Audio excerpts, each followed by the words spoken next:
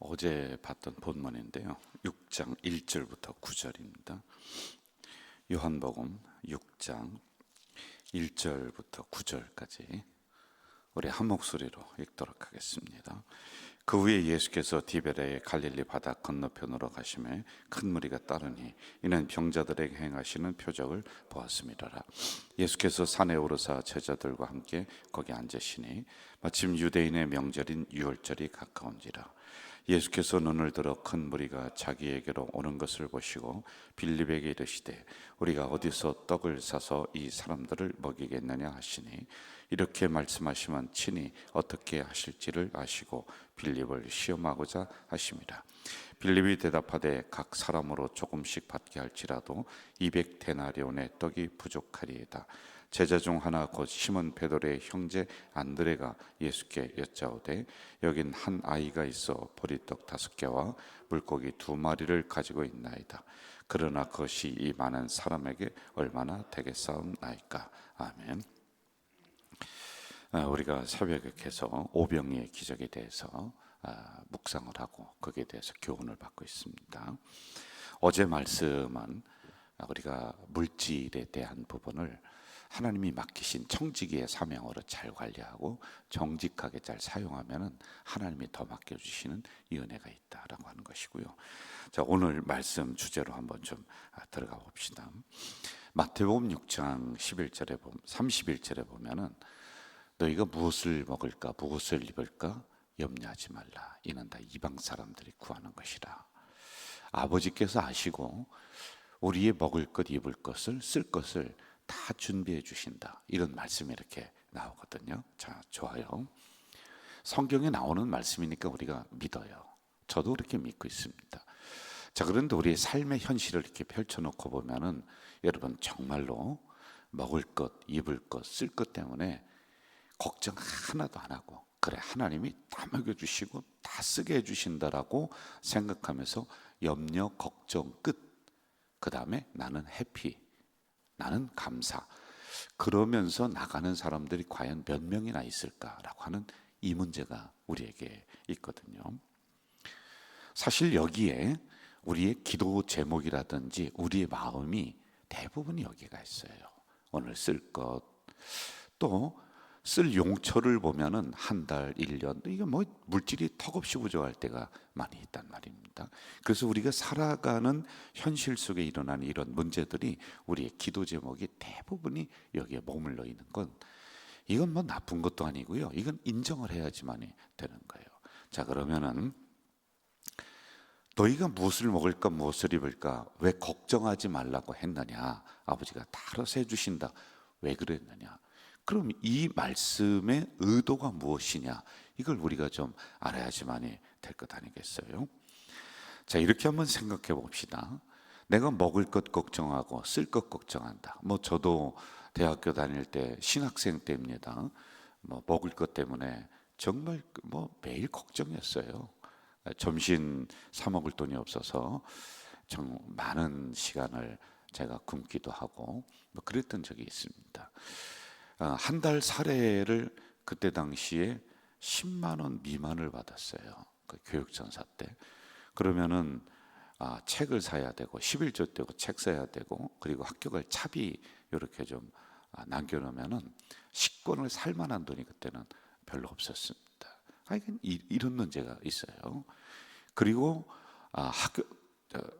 학기마다 내는 등록금이 없어서 굉장히 고민을 하고 어려움을 겪었던 그런 게 있었거든요. 자, 그런데 이렇게 내가 걱정하고 염려한다고 해서 돈의 문제가 해결되지 않더라고요. 걱정은 됩니다. 그런데 마음의 병이 더 큰 거예요. 내가 염려한다고 해서 하늘에서 밥이 뚝 떨어지고 그러진 않더라고요.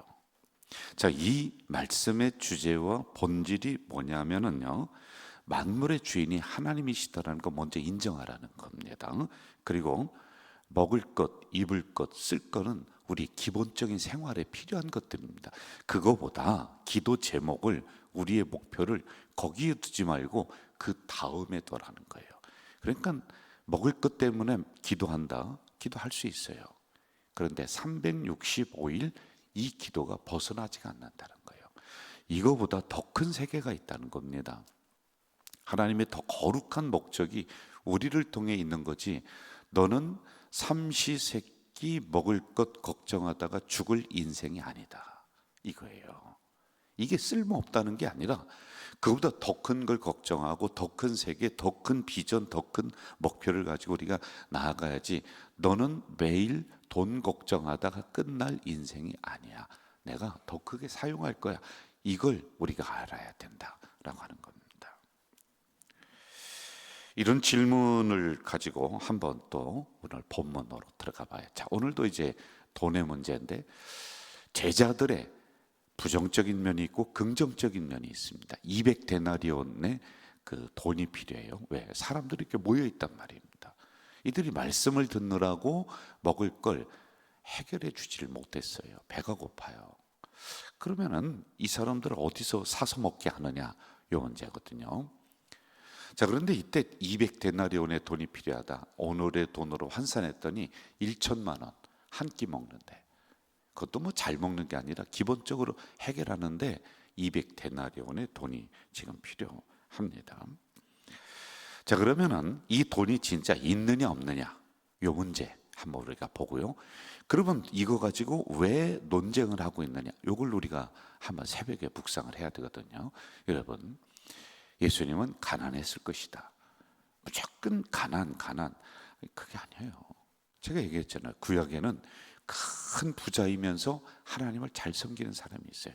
가난할 수도 있어요. 예수 믿으면서 돈이 없을 수도 있어요. 그럼에도 정직하게 살아간다. 그건 또 소중한 또 믿음이란 말입니다. 돈이 있느냐 없느냐의 차원을 가지고 이 문제를 접근하면 안 되거든요. 주로 우리가 1970년대, 80년대, 뭐 60년대도 마찬가지입니다만은 성도들이 이렇게 생각했어요. 교회는 가난해야 된다. 목회자들은 뭐 밀가루 한 푸대만 있으면 한 달 살아가게 아주 그냥 그렇게 살아가야 된다. 이게 우리 옛날 어른들 정서에는 있는 거예요. 교육자는 힘들게 살아가야 돼, 어렵게 맞아요. 뭐 우리가 사치 누리면서 살만한 그런 위치는 아닙니다. 또 그만큼의 교회에서 재정을 사례를 주는 것도 아니에요. 저는 기본적으로 교회에서 주는 대로 먹고 살아야 된다, 이게 교육자가 가져야 되는 부분들이다, 이 생각을 해요. 그런데 제가 부교육자들 이렇게 보면서 최저임금도 못 넘어요. 최저임금. 그러니까 지금 4인 가족이 살아가고 있거든요. 그래서 주님이 가난해야 된다, 무조건 가난의 영성. 그런데 그게 아니에요. 한번 생각해 봐요. 주님 주변에는, 예수님 주변에는 12제자가 소그룹이 있습니다. 그리고 그 주위에는 또 70명의 제자들이 있습니다. 그럼 이들이 맨날 뭐 칡뿌리 캐먹고 살았을까요? 여러분, 그거 아니에요. 이들을 섬기고 있는 이름 모를 여제자들, 여자 제자들 있잖아요. 우리 교회도 여자 성도들이 70%가 넘는데요. 그 여성의 헌신들이 있어서 이 12명의 제자와 예수님이 복음을 마음껏 전할 수 있었던 거예요. 그렇지 않으면은, 야, 오늘 뭐 먹을래? 내일은 또 뭐 먹어야 되니? 요거 걱정하느라고 하나님의 일을 못 하는 거예요. 여러분, 제가 대학교 졸업하고 신학교를 들어갈 때 솔직히 현실적인 문제가 딱 걸리는 거예요.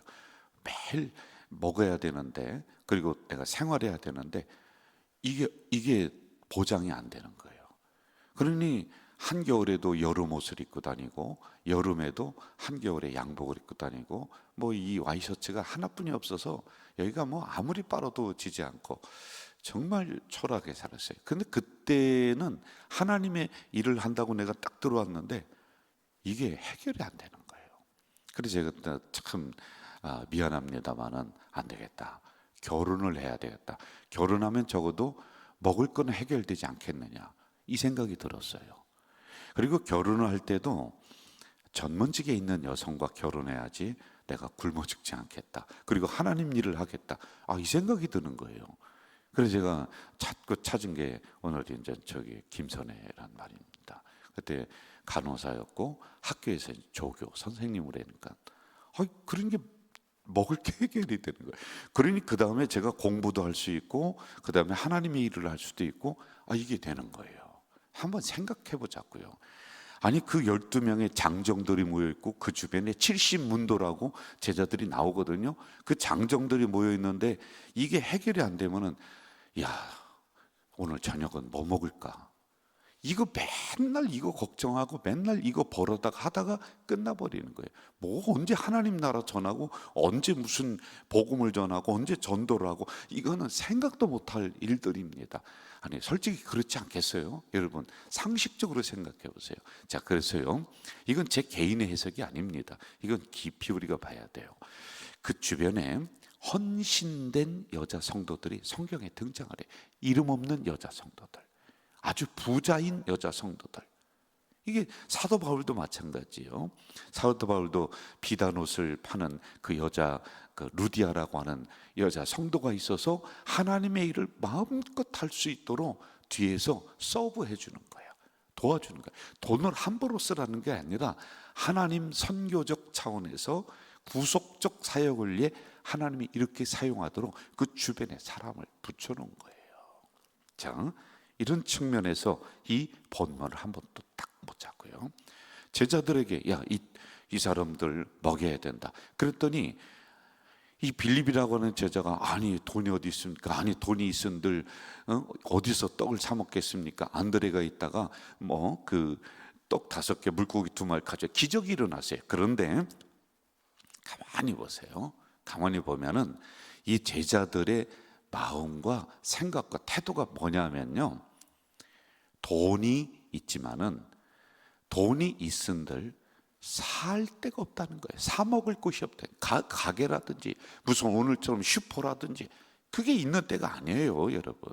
그래서 이 본문을 가만히 들어가 보면은 주님이 필요하시다면은 1,000만 원이 아니라 2,000만 원도 헌신할 태도가 되어 있습니다. 그런데 사 먹을 곳이 없습니다. 그러한 준비된 무슨 뭐 슈퍼라든지 무슨 이걸 살만한 식당이라든지, 아니 어떻게 갑자기 이 떡과 그 물고기 이 사람들을 해결할 수 있는 그런 식당이 어디 있겠어요? 라고 하는 게 이들의 마음이 이 안에 있는 거예요. 왜냐하면 그 주변에 헌신된 제자들이 있기 때문에 진짜 주님이 필요하고 주님이 선교적 사역을 위해서 하신다라고 하면 그 이상도 하겠습니다. 그런데 현실적으로 한번 냉정하게 주님 따져보세요. 식당이 없어요. 여러분, 그렇지 않겠어요? 이해가 되시죠, 여러분?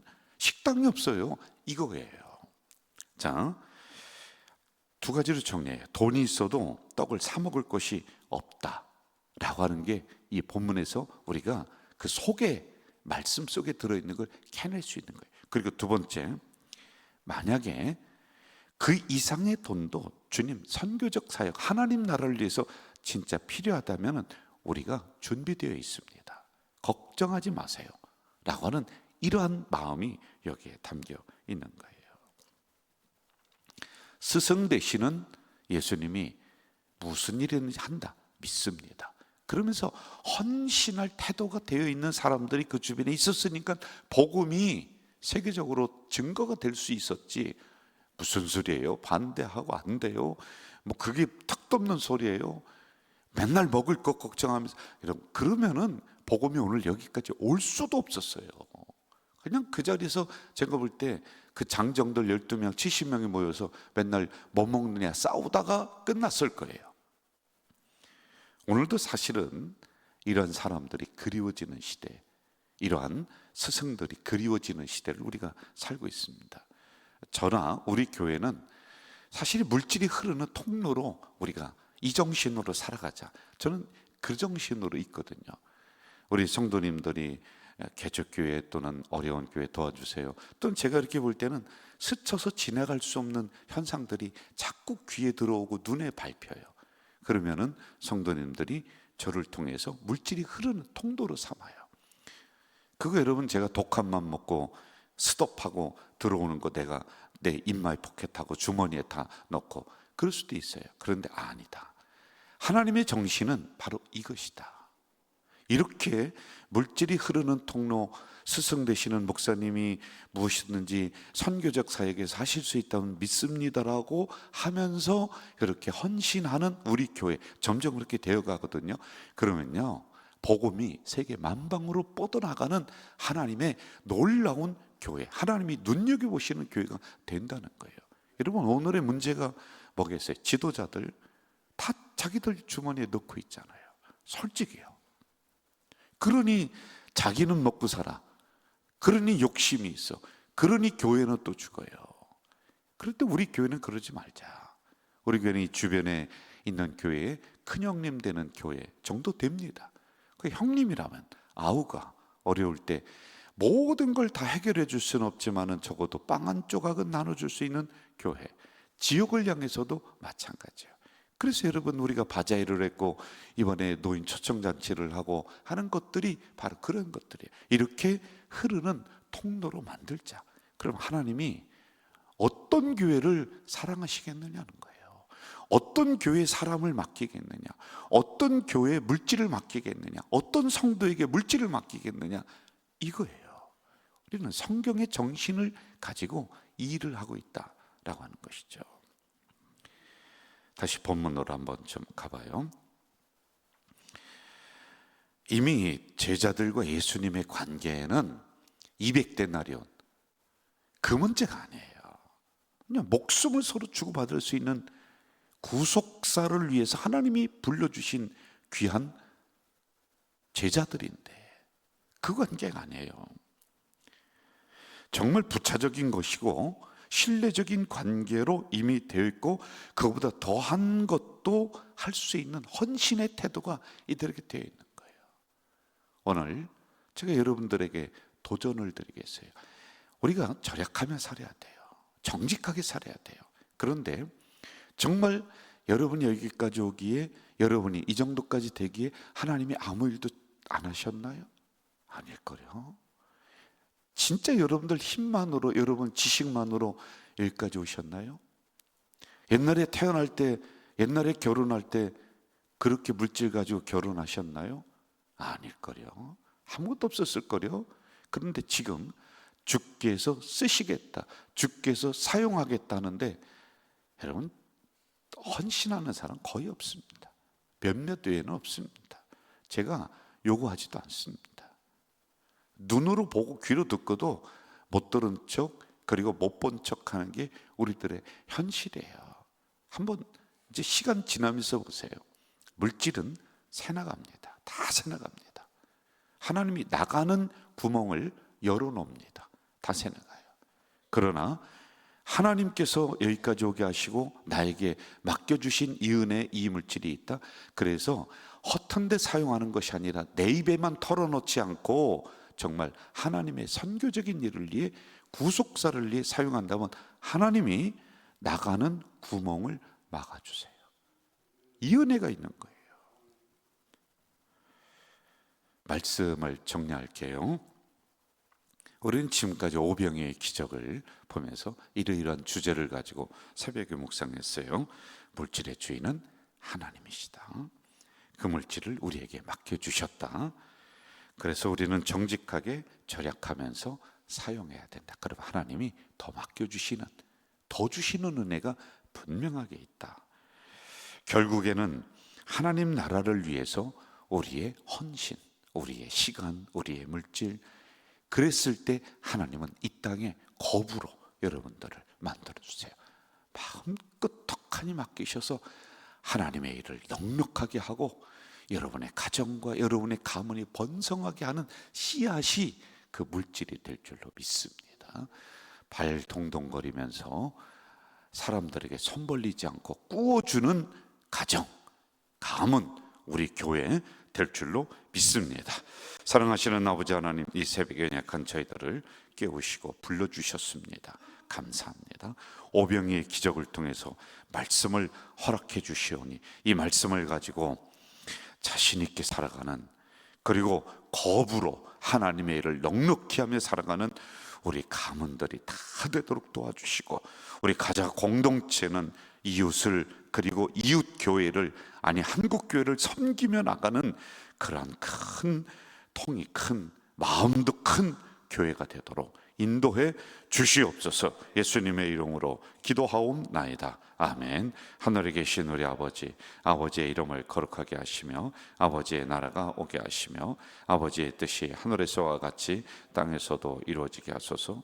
오늘 우리에게 일용할 양식을 주시고 우리가 우리에게 잘못한 사람을 용서하여 준 것 같이 우리들을 용서하여 주시고 우리를 시험에 빠지지 않게 하시고 악에서 구하소서. 나라와 권능과 영광이 영원히 아버지의 것입니다.